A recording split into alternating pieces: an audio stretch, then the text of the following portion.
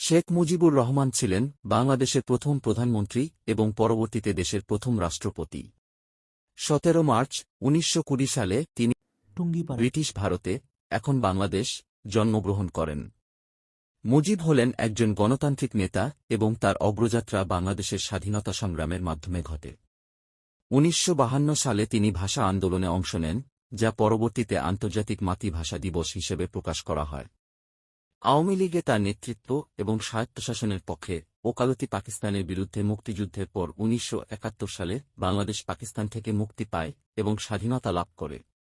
শেখ মুজিব স্বাধীন বাংলাদেশের প্রথম প্রধানমন্ত্রী হন।